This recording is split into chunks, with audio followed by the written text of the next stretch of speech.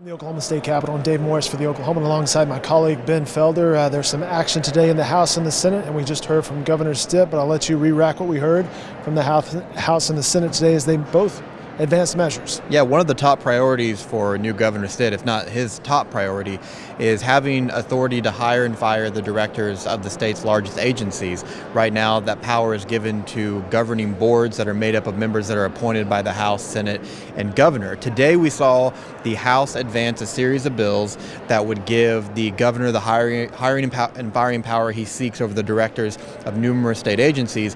It would keep the boards intact, but it would kind of restructure the appointments. So 4 members would come from the legislature, 4 would come from the governor, and the director would be the tie-breaking vote if it came down to that. The Senate advanced similar measures that also gave Governor Stitt, or whoever is the governor at the time, the ability to hire the director, but it dissolves the boards completely, does away with them as any kind of body.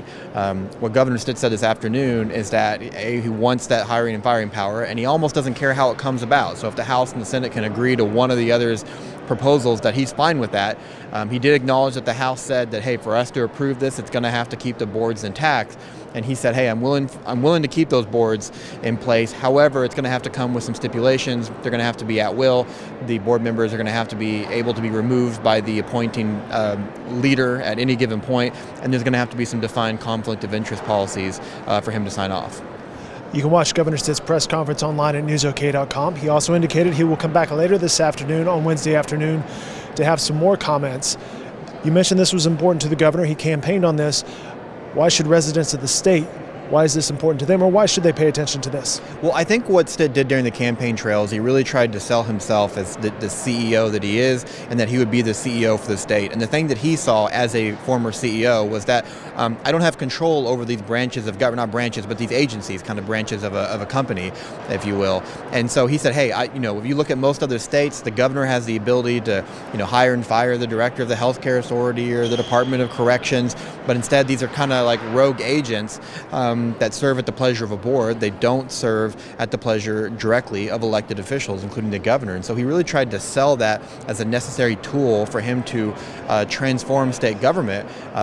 He won by such a large margin. I think he rode into office saying, hey, there's a mandate for that. It's hard to argue against that, given the fact that that was one of his central campaign pledges. Like I said, House and Senate leaders seem to be on board. They seem to recognize that mandate at least, because they want to give him the ability to hire and fire the directors. I think they feel like maybe it would make good sense, that it kind of puts the buck stops with the governor, so to speak. That when you have issues arise, that the governor has a little bit more control to correct the situation. But like I said, the controversy right now, so to speak, is the House doesn't want to give up power. I mean, right now they have power to appoint members to these boards. If you did away with the boards, the governor is the one making the decisions on the director. The director is the one making the decisions with the state agency. The Senate gets confirmation ability, but that kind of leaves the House, on the sidelines, and that's the thing that I think leaders in the House are most concerned about. All right, Ben, I'll let you set it up with the final comment here. What happens next in this? Well, the reason why we saw those bills accelerated right now today is this is a deadline to get bills out of their committee of origin. So now they'll advance to the Senate and the House floor. I expect that we'll probably see them passed by both chambers, and then it's just a matter to see where do the negotiations go between the House and the Senate. I'm curious to see how firm is Senate leadership on sticking to its proposal of doing away with the boards. How will the House budge? It doesn't seem like right now that either side wants to budge, and it seems like the governor really wants this to get done quickly. So I think over the next couple of weeks, what we're going to see, or what we won't see, at least in public, are continued negotiations between the governor and House and Senate leaders. And I think for Stitt, he's going to try to put pressure on the legislature to say, just get this done, come to a compromise, give me the ability to hire these directors. However, whatever the details are with the boards, I don't care, just get this done. All right, good stuff as always, good context and analysis from Ben Felder. You can follow his work online at newsok.com. You can also find it in the pages of the Oklahoman and on our various social media channels. Be sure to sign up for the newsletter that comes to your inbox every morning, the Capital City newsletter. Ben, as always, thanks for your time. Yeah, you bet.